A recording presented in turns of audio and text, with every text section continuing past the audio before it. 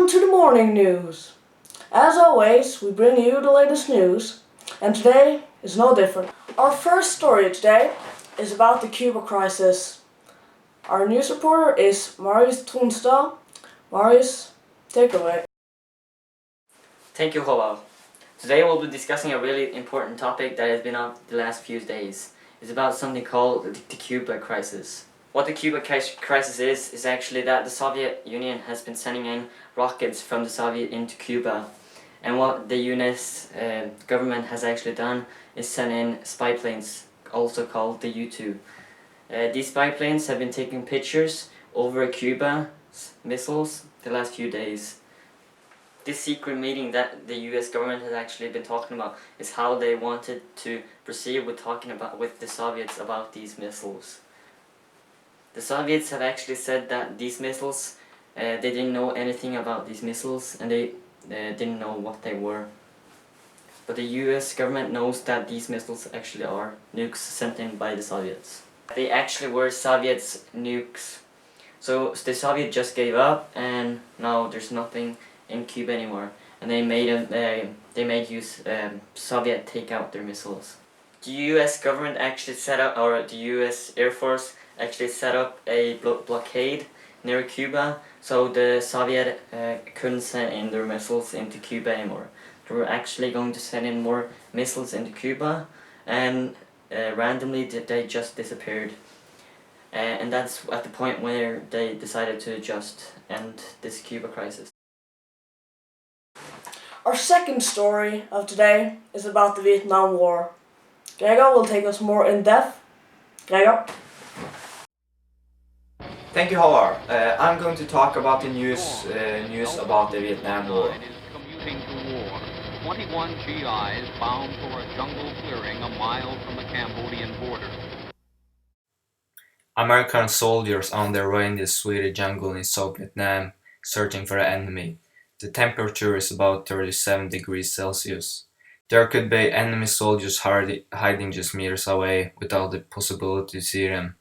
Somewhere in this jungle there are hundreds of Vietnamese soldiers, which will wipe out a whole squad of soldiers in an unguarded moment.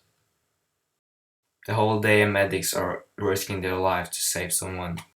We have a small clip where our soldiers are under heavy fire.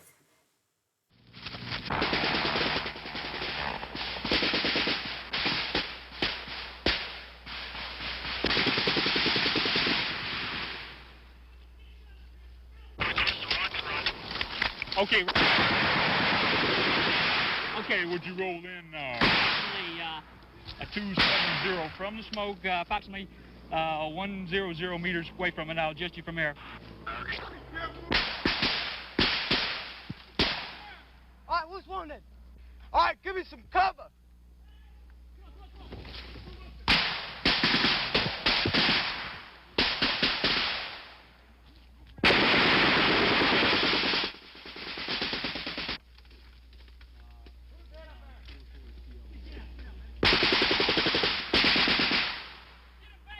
Get him back here if you can. Can you move him? Can you move him? Okay, try to bring him back here. Remember to stop the bleeding. Casualties are known, but we have seen how it really was. Danger, fear, words can't describe this. Gregor Rutkowski, Morning News. Today we also have a very interesting interview about the U-2 plane. Marius will take us further and more in depth. Marius, you may start the interview. Hello, and today we're gonna have an interview with a guy named Gregor. He's a famous U-2 pilot and has been in the US Air Force for 10 years. Hello, good day. Good day, good morning. So I'm gonna ask you some questions about the U-2 plane. Yeah? Okay, so the first question is, what is the maximum altitude of this aircraft? The U-2 aircraft provides day and night and at a very high altitude, which is about 70,000 feet, which is about 21,000 meters. That's pretty insane, if you ask me. What does the U-2 aircraft do?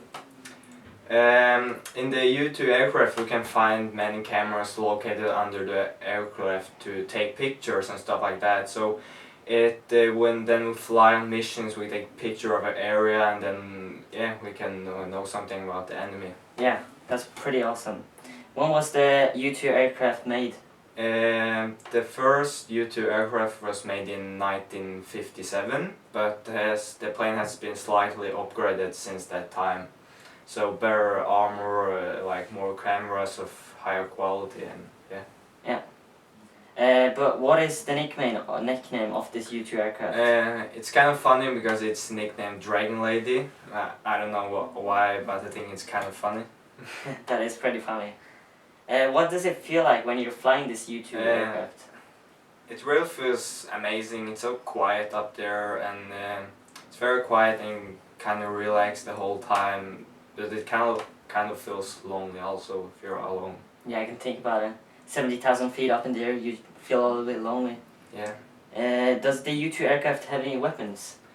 No, it doesn't have any weapons because it has only cameras, because then it adds some weight on the plane, and then it can't reach the speeds and weight that we want to. Yeah. Okay, that has been the interview with Gregor, and we'll now take it away take it to Havard. And as always on Morning News, we have a culture part. And today is no different. Today, the Beatles released their first single called Love Me Do in the United States. It's been 2 years since it was released in the United Kingdom. But Lennon will explain more. Lennon, go ahead. Thank you, Havard. So Beatles just released their first single called Love Me Do here in the United States. It was released on the 5th of October 1962 in the United Kingdom. But, in the US it wasn't released until yesterday, which was 27 April 1964. It's become quite popular in the United Kingdom. We expect the same for the US.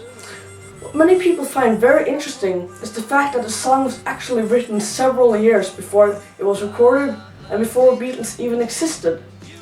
The Beatles consist of John Lennon, Paul McCartney, George Harrison and Ringo Starr. The song was written mainly by Paul McCartney while he was only 16 years of age. In an interview, McCartney stated he loved writing songs and he also had help from John Lennon. The duo also wrote many other songs, but none have been released. While writing songs, they usually skipped school to have enough time. As this was Beatles' first single, it took a while before they got a recording company to distribute it in the United States. The Beatles wished to release it in the US, but Capitol Records refused because they figured it would flop. When it was released in England, it was not a big hit until Beatles manager Brian Epstein gave the single a big marketing push by buying a bunch of copies for his record store. It's unsure, but rumors say he bought about 10,000. This helped the Beatles to get their single on the charts and ensured more exposure for the band.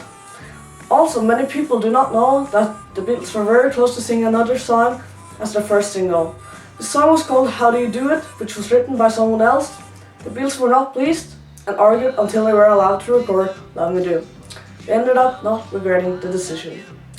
Before recording Love Me Do, John Lennon's mouth was full of harmonica, which is the instrument used in the video.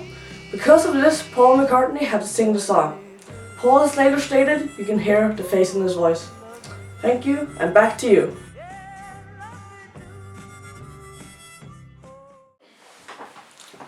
And that was it for today. Stay tuned for tomorrow, because as always, we bring you the latest news.